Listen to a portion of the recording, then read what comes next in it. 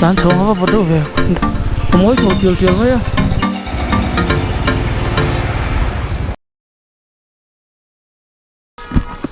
ole voin hi nisum ni le pangani ya suna mak akan uma chuanin hianin voina hianin le lu kan tum don ni daru ka chhuatur kan ti se taru ate asur alwang le ni chhualo wang hanin tleming an chuak lai don dar gar chan weng lai don ni mase pathian ram ruat angai zelila ms ral te youtube channel te ten video thatak intan chop chho sak cheu kan tumang kong sir te o lui kor luang le tlang moi te khan chop chho sak cheu du viau mai la destination nei kan ni ta wang hin kan kalna kong te hi ka chol mai mai lo wa lan char char wang hin la ka la ko har deu thin ani min sin se thiam kan tin yang chu ole kan nim do ne kal ko ole lan chong hava bodo ve glov ko halawa bas heng lo lo ka chop pui tur tamil thian thar te kha em buena nei le to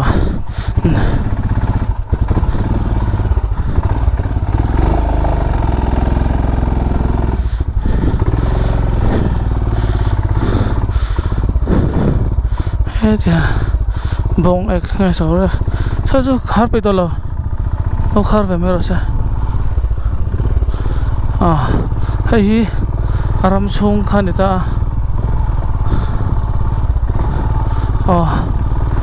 diak ngal don ve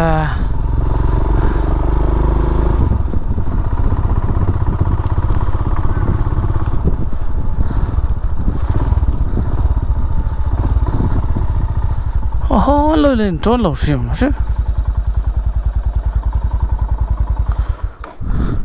le hay sonar marka ko omega chuan ti zo hing king thu tang e hey thu pu ke lani chuanin headline hianin ka thian te le min thon tu then khat te hawin stickers club stickers te le ke ma stickers te ka han davia matchless pisga ms ralte then Himalayan tribe le blackfoot ania min pelo min kentir lo an nual ta ni khang ho kha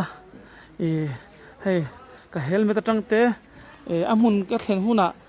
ka helmet atang te ka jerken ne sai so ka penier atang te hianin ka thon thanga chuanin intan kalo bel sak veng cheu ti khan soi ve du shim ani ole sonama khatangin le kan panang pathian zara dam ta ka thleng tur ngai ang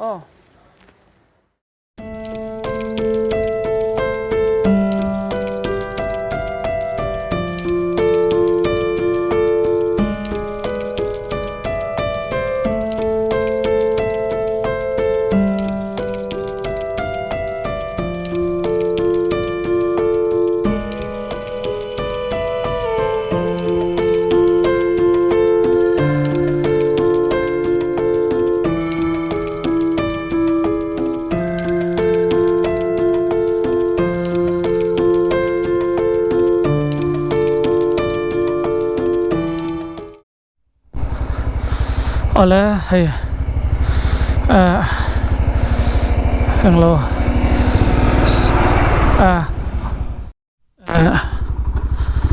hey kal don me kani sonama ka tang khan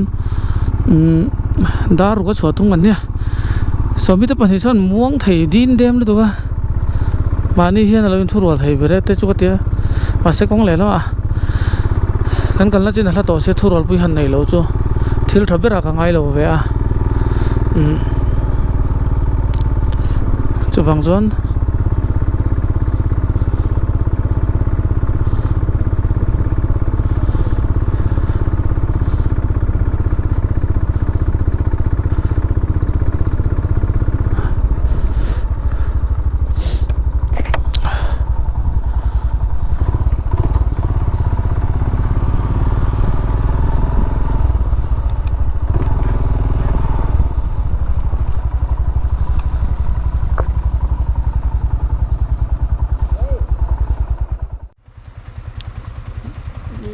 so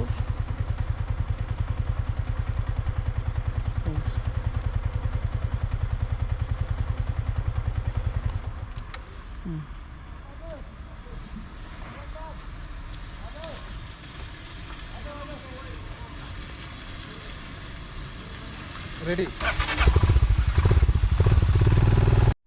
Ole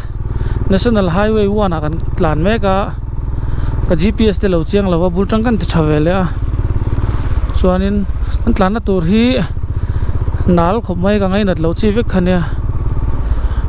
mase an tlan se lang ka but le mo ka but le ka riding pants hi in tali viau lo wa ka but ka riding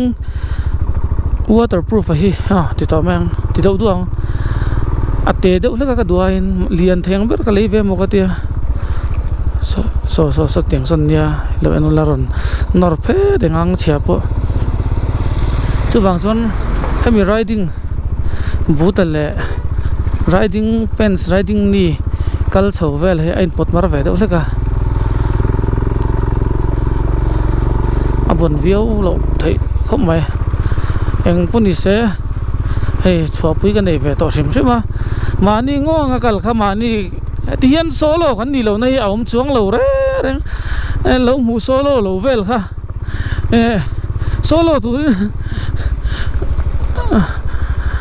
solo turin akal chinga tingi ava solo lo ve adin lo tenge hey lu ka solo hom lo kal kung a John Rider sang sang te chu kan ding tok chho veng chu chang leng thurwa langa chang leng thurwa lo nga chu thil ni dan ni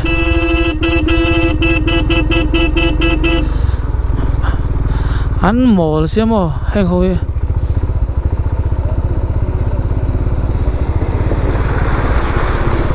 miron chil per pop mai ni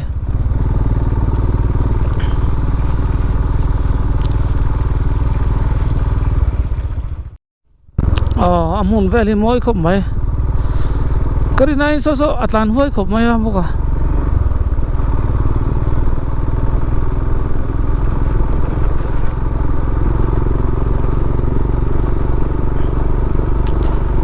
Jingdar 13 degrees Celsius a chho le to ni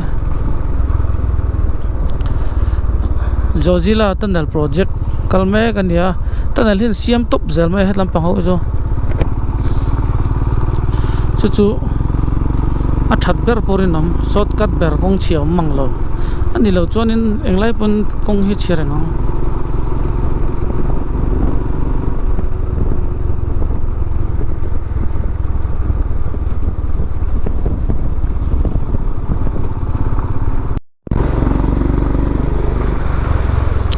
ole hey haba moi ve chum te ne he kai nei to khom mai ni jan khanin a fit zong khang kai na fit sang polo la ting lawa fit sing polo la ting lawa fit sang re le tlem chok khalo la ne kanom na he asan zong chuwang chuan la om sa vak lo fit sing khat sanga zalia kom to a bese vot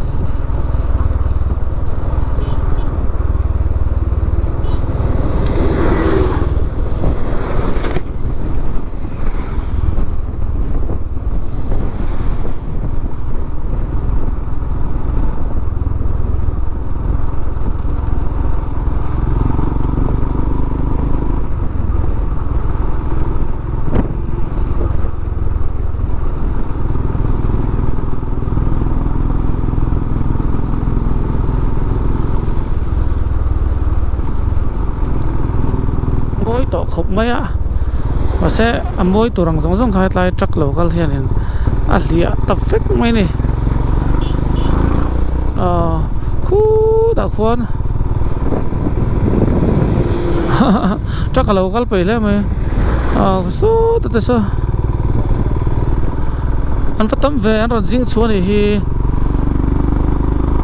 ma se apoi local ko ngan roi no tong bakha kan tan tu hui lar tan chon har sa ma tiang hianin anni Kashmiri ei jong ran na ei jong chu an thlen to banin kai mia zel mai ni amak lu tuk vot te point tilo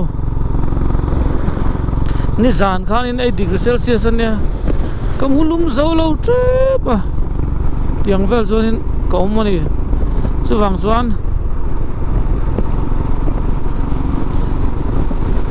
cái mà sip sip hi kho vak ngay na vak lo nia kholum po ngay na em chuang lo wa so o tu kon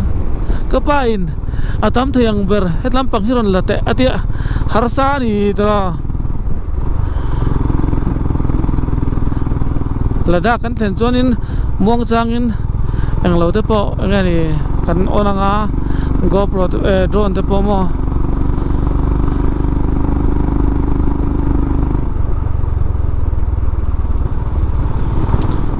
hey anh nuam lutok mat khu khu lai zong zong tu khon la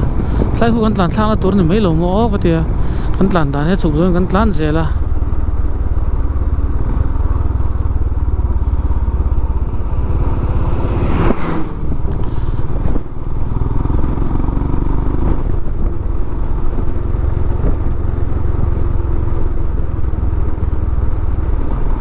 lo lên on char char ni kha dille mera bas mein nahi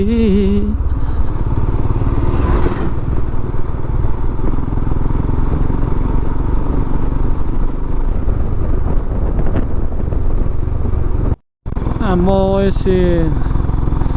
jing ni chok te han lang phai sang chon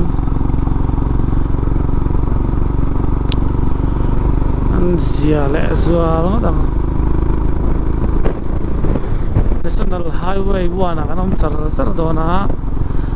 peng don lo ding ka sia ole an sei to ngin chunga jing na se do nan te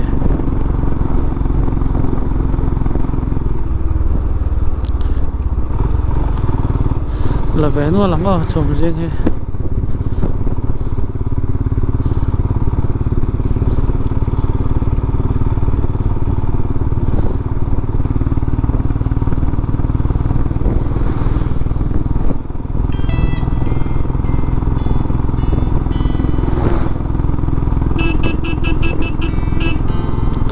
headlight ten rot on lawa thani changma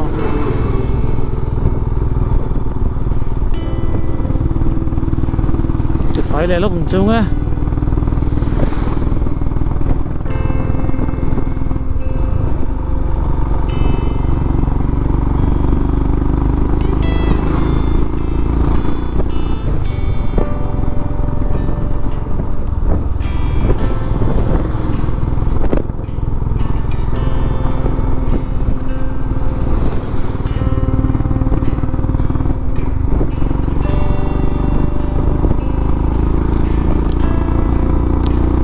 và riêng chặt chậm chậm về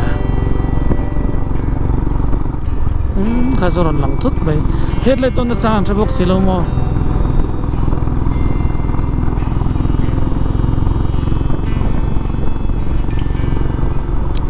ale cùng khôi chu mà riêng đón lâu peace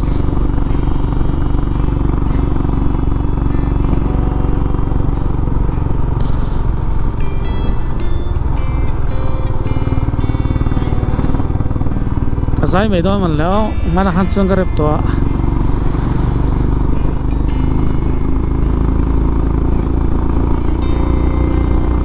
và thiên thiên xiêm mồi gì hết turu ta cái này rau pui ta cái này hết cái cái nồng tốt biến cho nên nó mồi này hết cũng lên lắm mà mua turu tắm lâu này chứ à mồi nó tê khô về đắng lắm nó tê rau pui nó tê vel tak paro puina te hi se tur hianin chhuwa wa ve hi a that chang hi om ka tia ma se chu chu kan thu ni se tu ma kan in sei sak thei lawa tu na hian chuan 12.9 degrees Celsius kan ta thale to a zura chhuak du ang dang thing pui ka pa ya mani chuan in kali ni lang chuan tun din na chuan ka in to mai the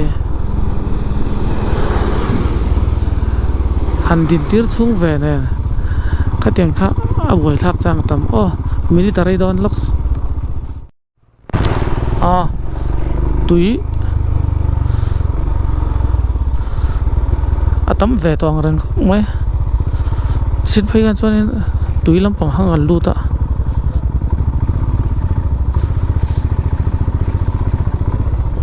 ten ti teng o phai zor hi la chho teng lo lo ne se oi khat lak chho chon boi thak reu alai oma alo han thang ma na thena re nai ha puar thok duwa chu wang jan ke hi ti hu lo ram ram ka duwa khai le lu ajela satlai khan video kala man lawa tu yom ni ti bo ka lo chu wang chuan in han tlan kha tui lo om si takaron kal bok si kein asir theng ber kha kan hậu về đâu bốc này khan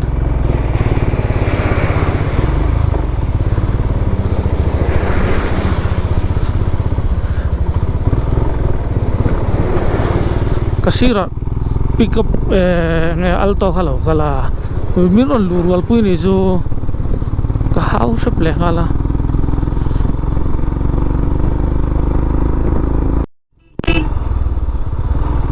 aba moi về khi tai tang khi lang moi tak chu tivel kharil ro lang hal heng zong zong tlang kan tlan chonga chung zong zong nuwa chuan zol phaya an tlan don ni mal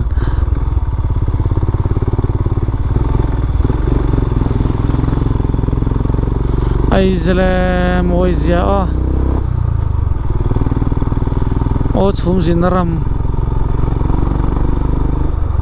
tuna phei chonin hei thang lampanga trak nor thak thei a kan ma ri retaining wall an tiang chi kha phan bam lo wa phim khurangai le zwal so mi te pani so tlan pu pu zel ma ya tha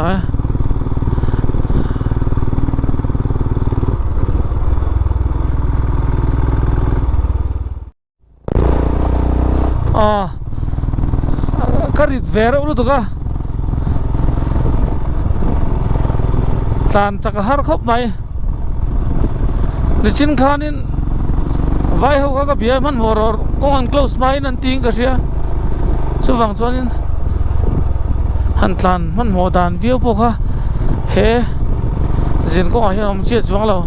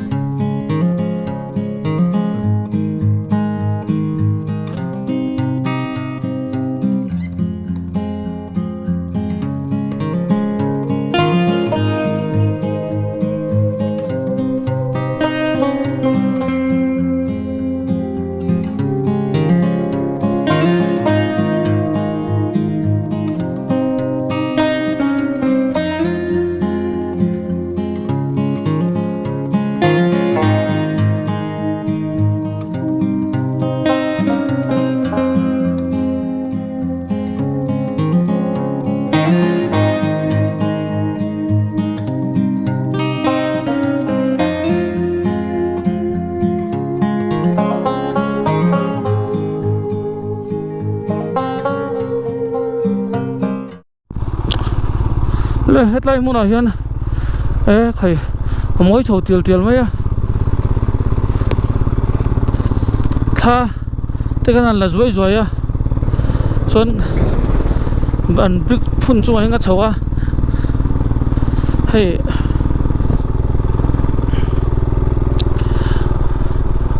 an brick phun te kan ti an pha an RCC ning chu anh lâu đâu lúc tục là nó nuông lâu đâu lúc tục hay hết là thấy môi rồi có mò thì hiện cần chỉ về nghe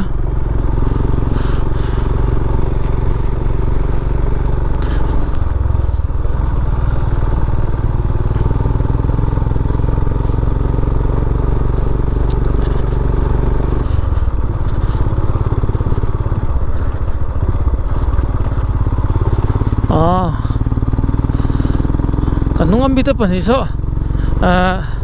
hemi group riding experience an nei lem lowa ni china po I break thu ta min tia min ron nai su ikal ma bon ke bon nai don lo cha kong a che thu thu ta kong che kan hel thu thu ta atia chu chu apoi mo ni ke ni han ti la na mi dang po in ni thawanga ari bi ka him na mem chu kan tlan chak lowa kan tlan chak lo me ba ka kan tlan ro ho chuan kan in zui dan hi break man man in veng man fekin eng kim hi kan right thin la hi tun thlenga pathian khoi na zara him dom taka kanum thai chan te po ani in rin oma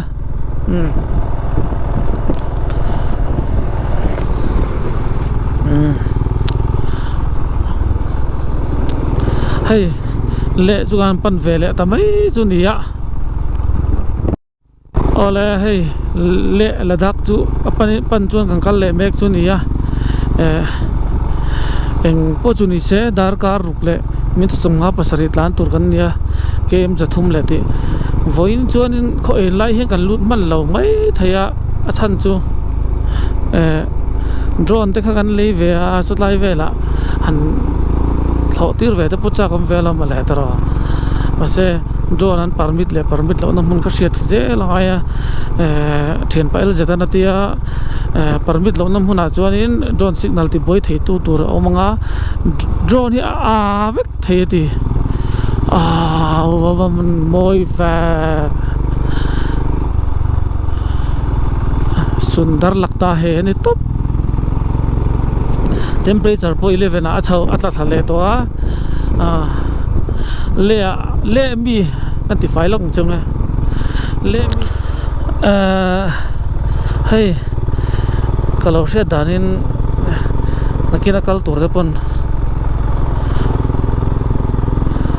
anni ladaki ho hi andin ti indian vak lo ni oma han sei danin hindi bon thiam mu malbing lawa chuanin sapchong an thiama khilampang chuak anga de huanin anin ngai hip vena sa ni ome chuwang chuanin akal tur te po khanin siata tha ei ka hnunga hian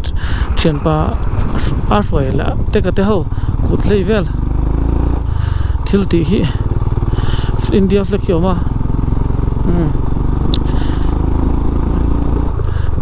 kan hnunga ka thian Vishnu te chon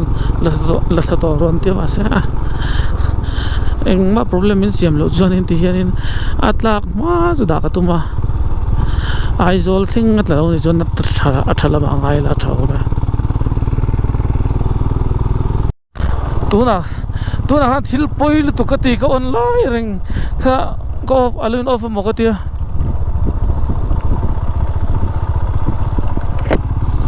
poil to vai ho lo chi water crossing ka ti kalau record ve thapa mo ka ti kong chia nia ka siat zong ka tlan to na cheber chu Udhampur rang ka chuak khani chena mena ka drone de bo ka GoPro de bo ka da tha chu wang chuanin chelai ka ron la thei ta lo ta na van duai thei kho bai kong chelai mu tir cheu ka du ba kong thalai chu eng ma ni lo kong thatlan chu mo ta chuak tre zok thei ang kha ania chuwang chuanin kong chelai kher khan mu tir cheu kan du mala hemi noi hianin kong kala chu khatia hanti ve kha tha khu lai kong kal khu ni china ha ka lu chau tre pa eng lo ho kha ni i du lai lu chau ron te ma se ka lu chau lo kong khu chiat mel mai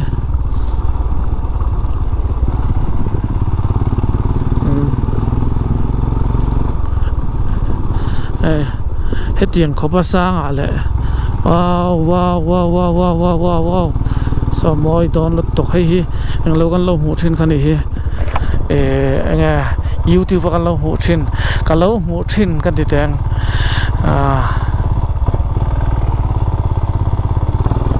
headline kong nghe mày hi ni hi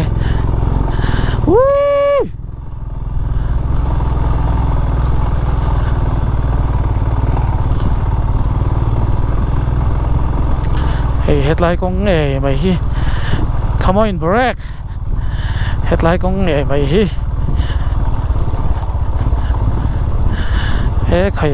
khaya văn nuam về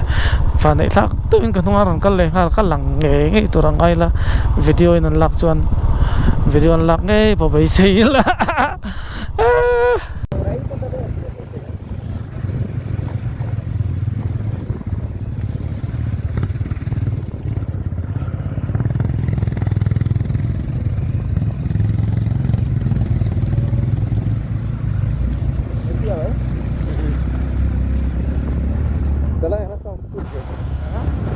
Itulah yang kaum cuci. Ya mobil lah mobil. Wah. Berapa lah kau?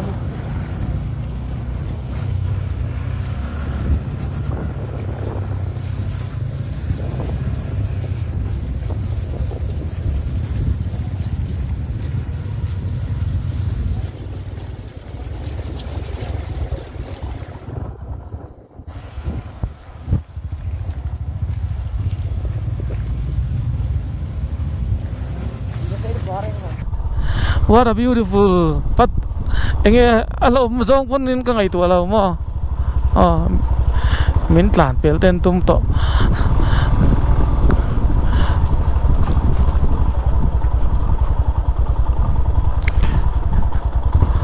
kai chu kong chia le kong chalo lampang off road lampang hi ka bon lo na ni wangin kong lo lampang hi ka thang zela enga ni kong chak lampang hi mo chan chu pal zewa kong thanga liam thak khom thaya chu wang chuanin pal kha ka peilo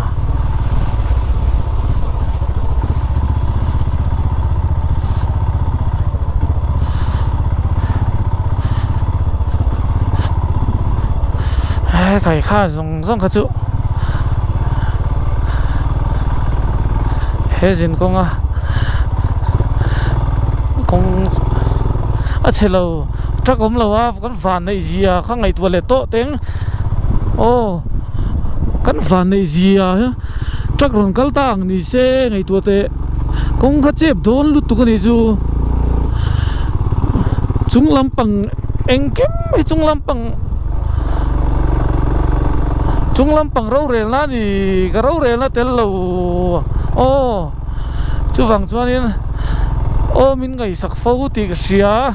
thì khác cái rìu rùa hiền mà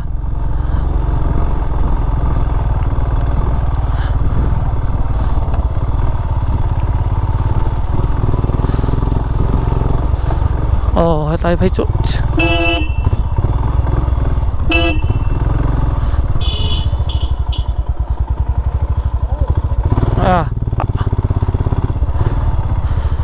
hey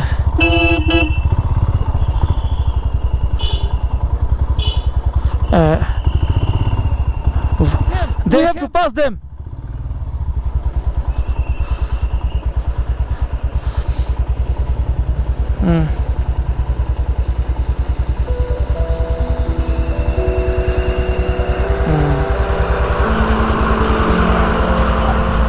Anh thu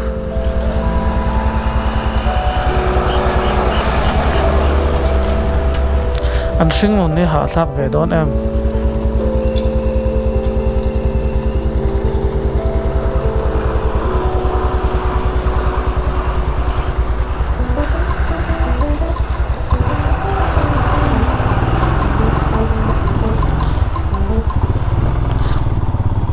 Nanti kan miron mulai kan mumi lah masa headlight itu on charger 99 kilometers national highway pangai pan chaunan alangai kong chia kha kem som pariat tia anting ka sia tiang vel khane itlan chau ngar mai ngo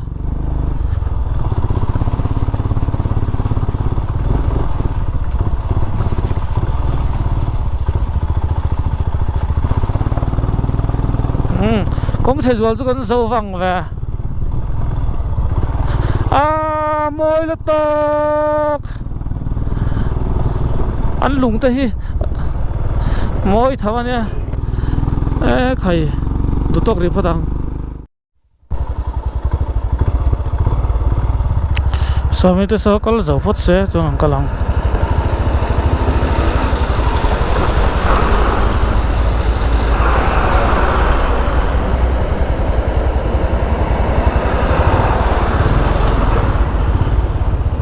hey tiếng hi tôi tắm thấy được tụi phim khúc tụi con cả lòng ai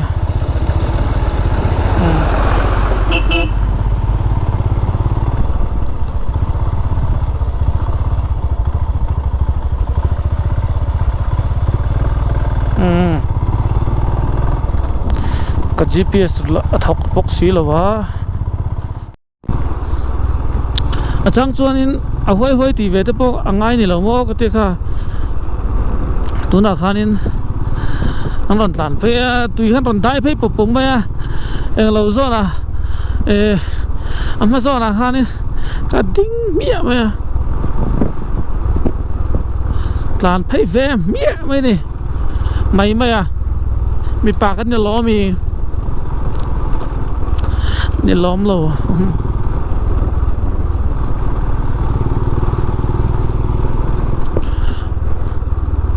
vượt về thấu 11.1 degrees Celsius mà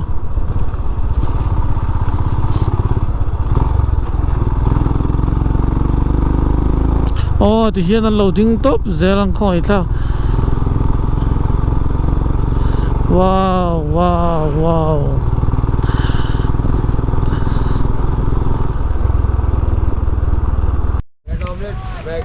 एक मिनट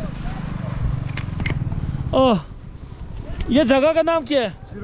0 point 0 point का नाम है ब्रेकफास्ट का नहीं दो नहीं अभी कितना टाइम है अभी कितना टाइम है 8:25 अनि या chuanin tlai hi anuam khop mai hey anuam khop mai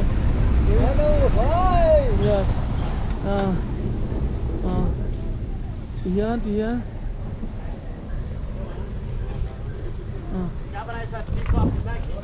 petrol ole tuna hian 0 point a ko me ka hei ka motor lo ania chuanin hetai kan kalna tur ania chuan ro hi sur le to kan signal eng kim eng ma om lowa meki eya cheng sum pet mana ni pet khat a chero pui sem pet kamon chele nga lai ka kut kai chuanin petrol hi liter khat zathum mani hianin ruam hi chung heng kakal dona tlan dona hei hi kung kam chot ten ya hianin an plan chho pop dona ni ale kalang